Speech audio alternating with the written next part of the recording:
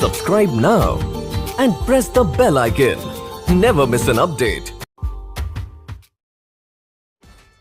Good morning बच्चों, English grammar में आज हम लोग शुरू करेंगे रिमूव ऑफ टू।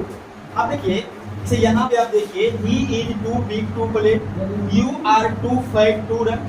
अगर ये इस तरह का क्वेश्चन आ जाता है इंग्लिश ग्रामर में बनाने के लिए तो आप इसको किस ढंग से बनाइएगा। यहाँ पर जो आप दो टू देख रहे हैं, एक TOO2 और एक TO2, TOO2 और एक TO2, यही दोनों टू को हम लोग को हटाना है। रिमूव मतलब क्या होता है? हटाना।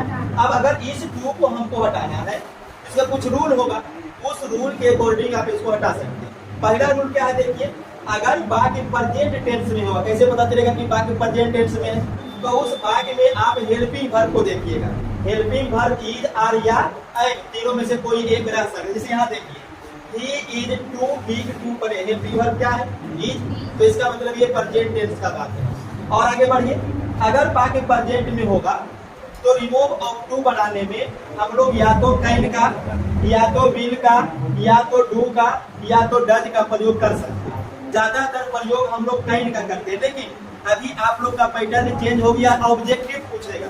हो सकता है उसमें ऑप्शन में कैन वाला ऑप्शन नहीं हो, विल वाला ऑप्शन हो, डू वाला ऑप्शन हो, डज वाला ऑप्शन हो। तो अब ये चारों आप याद रखिएगा कि अगर इज, आर, एम हो तो इसका जो रिमूव ऑफ टू बन करके आएगा उसमें कैन भी लगा हुआ रह सकता है, विल भी रह सकता है, डू या डज भी रह सकता है। लेकिन अगर बाकी पास्ट टेंस में होगा, पास्ट टेंस कैसे पकड़िएगा? हेल्पिंग वर्ब के रूप में बाज या वेयर रहेगा। जैसे यहाँ देखिए यू के साथ वेयर, तो क्या हो गया? Past tense. और अगर ये पास्ट टेंस है तो आपको कुड या डिड का प्रयोग करना है रिमूव टू बनाते समय। या ऑब्जेक्टिव में पहले से ही दिया हुआ रहेगा तो कुड, वुड या डिड बना दिया हुआ रहेगा। ये पहला तरीका हो गया। दूसरा तरीका देखिए, यदि बात अफर्मेटिव में होगा, अफर्मेटिव मतलब पॉजिटिव, जैसे ये देखिए दोनों अफर्मेटिव है, दोनों पॉजिटिव। अफर्मेटिव मतलब निगेटिव वर्ड का यूज उसमें नहीं रहेगा, नोट, नेवर, ये सब नहीं रहेगा। तो आप उसको निगेटिव में बदलिएगा, और अगर निगेटिव रहेगा तो उसको अफर्मेटिव में बदलिएगा, नहीं उल्टा करना है। अफर्मेटिव है तो निगेटिव में बदलिए, निगेटिव है तो अफर्मेटिव। ये दूसरा तरीका है। तीसरा तरीका क्या है? जो बाकी में दो को टू आया हुआ है, इस टू के स्थान पर आपको सो लगाना है। टू के स्थान पर क्या लगाना है? सो। और जो दूसरा टू है उसके स्थान पर आपको दैट लगाना है। इस टू के स्थान पर दैट और इस टू के स्थान पर सो। अगर इसका आप पैटर्न देखिएगा तो पैटर्न इस प्रकार से बनेगा। ध्यान दीजिए, subject plus helping verb plus to plus adjective या adverb plus to plus verb का पहला रूप, ऐसा पैटर्न दिया हुआ रहेगा। समझिए, ही क्या हो गया? सब्जेक्ट। इज क्या हो गया? Helping verb. फिर टू हो गया वीक बने कमजोर, एडजेक्टिव टू, और प्ले बने दौड़ना, बीजी बन। तो ये पैटर्न है। या फिर देखिए दूसरा, यू सब्जेक्ट है, वेयर हेल्पिंग वर्ब है, फिर टू है, फाइट बने मोटा, मोटा की विशेषता एडजेक्टिव बता रहा, एडजेक्टिव है, फिर टू है, फिर रन बने दौड़ना, वर्ब का पहला रूप। ये पैटर्न। अब इस पैटर्न को चेंज करना है किसमें? रिमूवल ऑफ टू में। इसका मतलब है कि अब ये वाला टू और ये वाला टू को हटाना है। और कैसे हटाइएगा? देखिए, सब्जेक्ट को वैसे ही लिखिएगा, हेल्पिंग वर्ब भी वैसे ही रहेगा, टू के जगह पर क्या लगाइएगा? सो।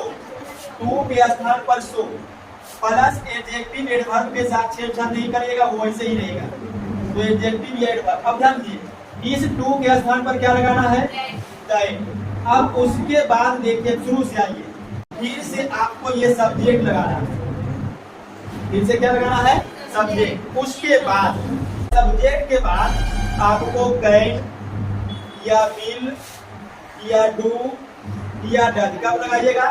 जब यहाँ पर इज, आर या एम रहेगा यहाँ पे। उसके बाद कुड, वुड, डिड, कुड या वुड या डिड, ये कब लगाइएगा? जब यहाँ पर बाज या पेयर होगा। पहला ध्यान देना, नोट आप लगाइएगा, वो अपना हिसाब किताब देख लीजिएगा, अभी बता देंगे। प्लस पी देखो ऐसा बनेगा। अब ये नोट कब लगाइएगा? तो इसको ब्रैकेट में दिए, अगर यहाँ पर वाक्य देखिएगा कि असर्टिव है, जैसा अभी हम देख रहे हैं कि असर्टिव है तो नोट लगेगा, असर्टिव को निगेटिव बनाना है। और अगर इसमें नोट दे रहे हैं पहले से आगे निगेटिव है तो अफर्मेटिव बनाने में नोट नहीं लगाना। जैसे इसको पहले देख लेते बना के, एक निगेटिव बना के बता देंगे। अब देखिए सब्जेक्ट ही का तो ही रहेगा, उसके बाद हेल्पिंग वर्ब जो रहेगा इसका ही रहेगा, पहला टू के स्थान पर क्या लगाइएगा सो, उसके बाद एडजेक्टिव भी वैसे ही रहेगा तो बीक का बीक। अब इस टू के जगह पर क्या लगेगा दैट, दैट लगाने के बाद जो आगे का सब्जेक्ट है उसको फिर से लिखिएगा, तो क्या है सब्जेक्ट तो ही फिर से लिखिए।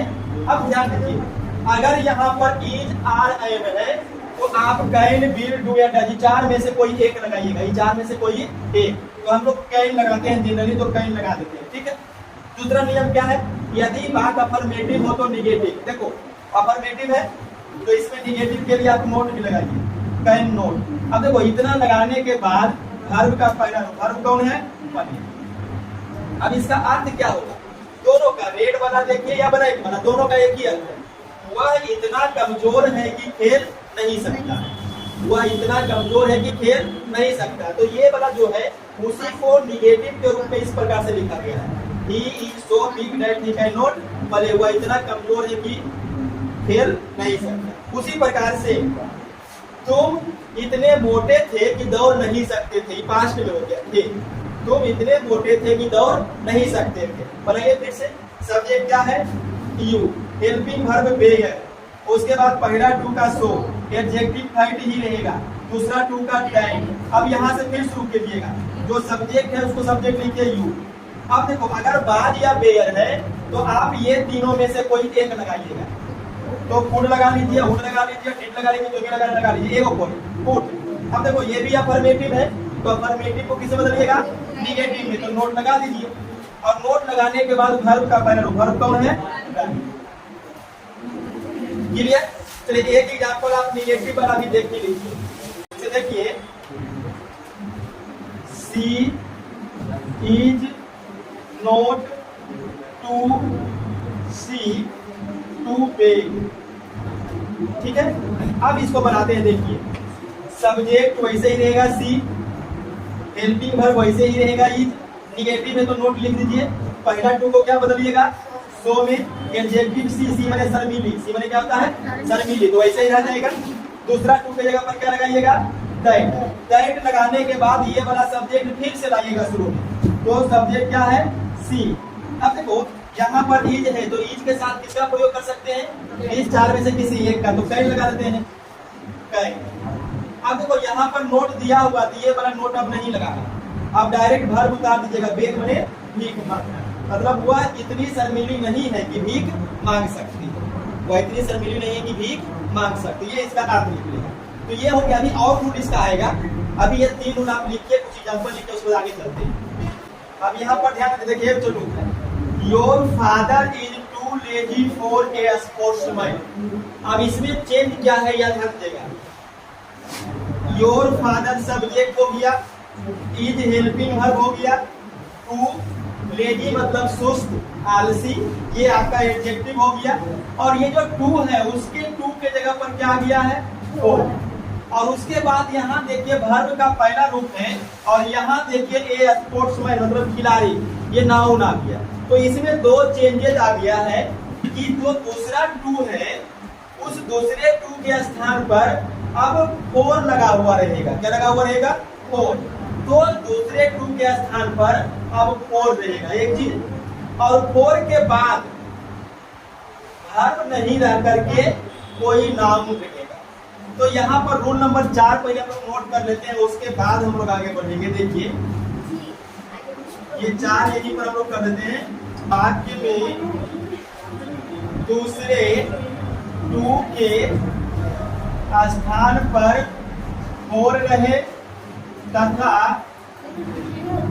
इसके बाद कोई नाउन हो तो, अब ध्यान दीजिए कंडीशन तो फिट कर गया, टू के स्थान पर फोर भी है और वर्ब के स्थान पर नाउन भी। अब इसको बनाइएगा कैसे, तो यहाँ पर भी चेंज कर लेते हैं, टू के स्थान पर क्या रहेगा फोर, और यहाँ पर भी वन के जगह पर क्या रहेगा नाउन। अब कैसे बनाएगा ध्यान दीजिए, पहले बना लेते हैं उसके बाद स्टेटमेंट सेट कर देंगे उसी के हिसाब से।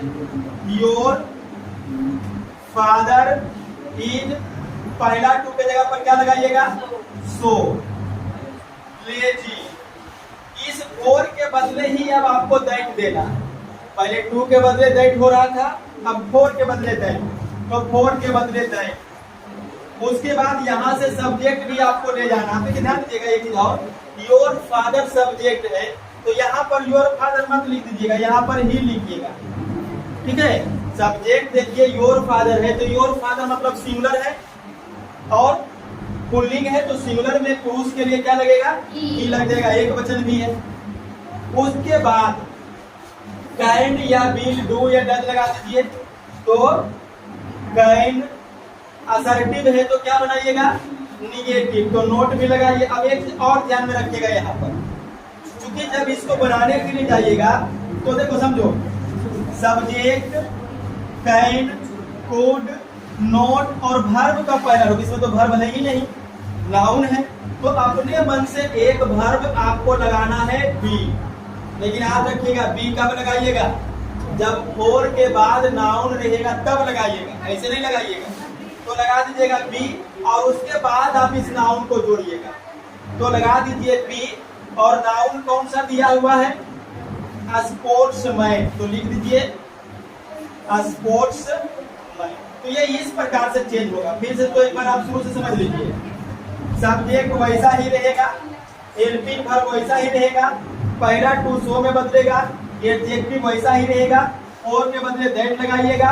उसके बाद ये जो आगे का सब्जेक्ट है वो सब्जेक्ट लिख दीजिएगा, यहाँ पर helping verb is are am रहेगा, मतलब प्रेजेंट में तो आपको ये कैन विल डू या डज लगा देना है, जैसे यहाँ पर लग गया कैन।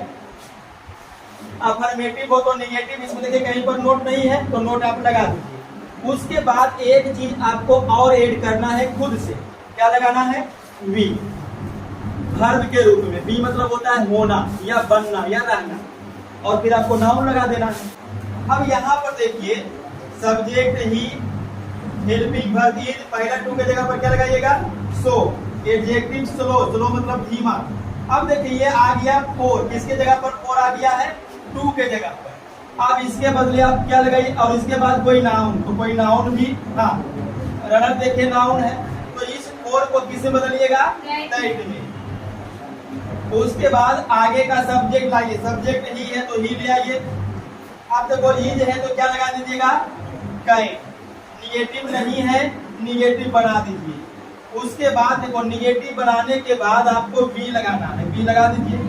और नाउन क्या है, ए रनर, मतलब वह इतना धीमा है कि धावक नहीं बन सकता है या धावक नहीं हो सकता है। तो बी का अर्थ क्या लिख लेगा, बनना या होना। वह इतना धीमा है कि धावक नहीं बन सकता। धावक बनना मतलब तेज दौड़ेगा तब, जब धीमा दौड़ा कैसे धावक बनेगा। मैंने तुम्हारे पिताजी इतने सुस्त हैं कि खिलाड़ी नहीं हो सकता। खिलाड़ी के लिए क्या चाहिए, तंदुरुस्त चाहिए, चुस्त चाहिए, दुरुस्त चाहिए, और यहाँ पर ये लेजी, तो कैसे बनेगा।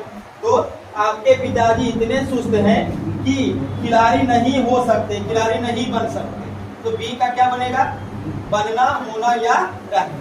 चलिए इसको नोट करके रूल नंबर 4 को यहाँ से देखिए। रूल नंबर 5, यदि फोर के बाद कोई प्रोनाउन है तो उसको कैसे बनाए। फोर के बाद नाउन बना हो गया, रूल नंबर 4। अब देखिए अगर फोर के बाद नाउन की जगह पर कोई प्रोनाउन आ जाएगा तो थोड़ा सा ये डिफिकल्ट हो जाएगा इसको समझना। समझ लीजिएगा पहले, ये देखिए जो ब्लू लाइन आप देख रहे हैं आपके क्वेश्चन का पैटर्न है, इस प्रकार से दिया हुआ है। सब्जेक्ट रहेगा, हेल्पिंग वर्ब रहेगा, एक टू रहेगा, एडजेक्टिव या एडवर्ब रहेगा, फोर रहेगा, और फोर के बाद जो नाउन था अब वो नाउन की जगह पर प्रोनाउन आ जाएगा, वो भी प्रोनाउन का ऑब्जेक्टिव केस रहेगा। क्वेश्चन का पैटर्न जैसे आप ये देखिए example, subject, helping verb is, फिर टू, और एडजेक्टिव, फिर फोर, और अस देखिए ये प्रोनाउन है, वी का ऑब्जेक्टिव हो गया। अब इसको बनाइएगा कैसे, देखिए सब्जेक्ट वैसे ही रहेगा, आने का बी, हेल्पिंग वर्ब भी वैसे ही रहेगा, ई, पहला टू किसे बदलता है, सो में। एडजेक्टिव एडवर्ब को भी चेंज नहीं कीजिएगा, हाँ, फोर के बदले दैट। अब ये जो प्रोनाउन आप देख रहे हैं इसी का सब्जेक्टिव केस जानिएगा, तो अस का क्या होगा, बी।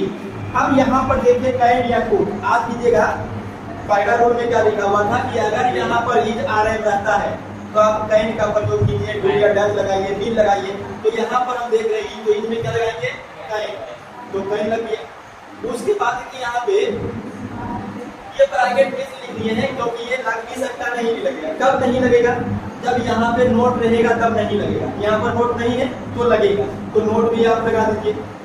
उसके बाद वर्ब का पहला, लेकिन इसमें वर्ब तो है नहीं, अब इसमें वर्ब आपको देना पड़ेगा खुद से, इसीलिए ये थोड़ा सा डिफिकल्ट हो जाता है क्योंकि अपने से ही आपको वो इंटेलिजेंसी को दिमाग लगा करके खुद से वर्ब आपको डालना पड़ेगा। देखिए चाय इतनी गर्म है कि हम लोग पी नहीं सकते, तो चाय को हम क्या करें, पिए, तो अब वर्ब क्या रहा, पीना। तो अब यहाँ पर वर्ब के रूप में आपको टेक लगाना पड़ेगा, टेक मतलब पीना और फिर एक लगा दीजिए।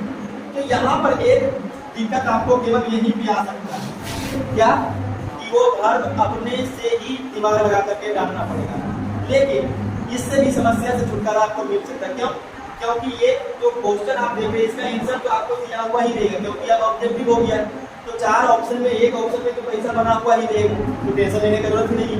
तो अगर आप देखिए ही सब्जेक्ट हो गया, उसके बाद हेल्पिंग वर्ब, फिर टू स्ट्रॉन्ग उसके एडजेक्टिव को बता रहा है, फोर और मी देखिए क्या हो गया, प्रोनाउन आई और उसका ऑब्जेक्टिव। आप कैसे बनाइएगा, तो subject he, helping verb was, फिर टू का सो, एडजेक्टिव वैसे ही रहेगा, स्ट्रॉन्ग फोर के बदले गए, उसके बाद प्रोनाउन का सब्जेक्टिव केस आई। अब देखो यहाँ पे वाज है तो वाज के साथ आप कुड लगाएंगे। उसके बाद देखो असर्टिव है तो निगेटिव के लिए नोट भी लगा देंगे। अब वर्ब का पहला रूल यही पर रखिएगा, वर्ब का पहला रूल देखिए वह इतना मजबूत है कि मैं उसका मुकाबला नहीं कर सकता। तो अब यहाँ पर वर्ब क्या लगेगा, मुकाबला करना, तो मुकाबला करना का होता है मैच और ऑब्जेक्ट इसमें डाल दीजिएगा। तो यहाँ पर थोड़ा सा गड़बड़ होगा, बाकी तो पहले जैसा ही चलेगा, ठीक है।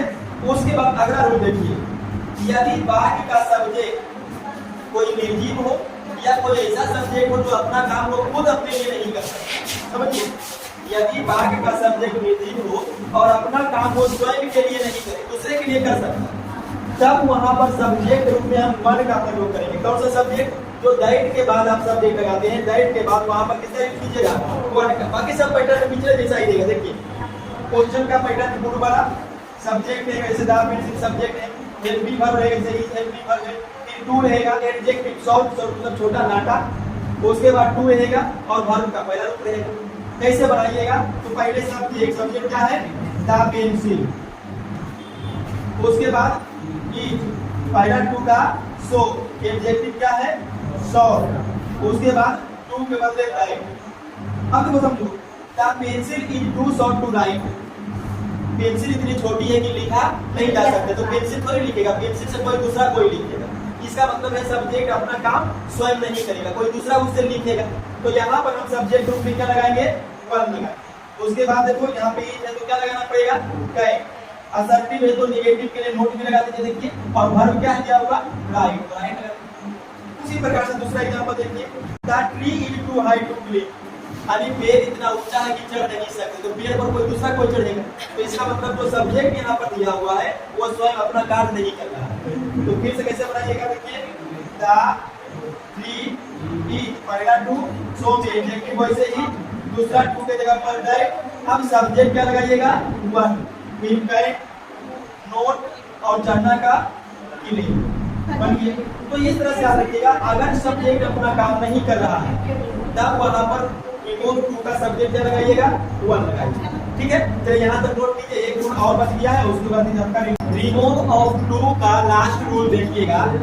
यदि वाक्य में एक ही टू लगा रहे हैं, समझिए the tree is too hot और इसके बाद कुछ रहे ही नहीं, बस इतना ही रहेगा, ठीक है, एक ही टू लगा हुआ रहेगा, उसके बाद कुछ रहेगा बस द ट्री इज टू। अगर ऐसा रहता है तो कैसे बनाइएगा, तो सबसे पहला काम क्या करना है, ये जो टू है इसको हटा करके एडजेक्टिव या वर्ब को आपको बदलना है कंपैरेटिव फॉर्म।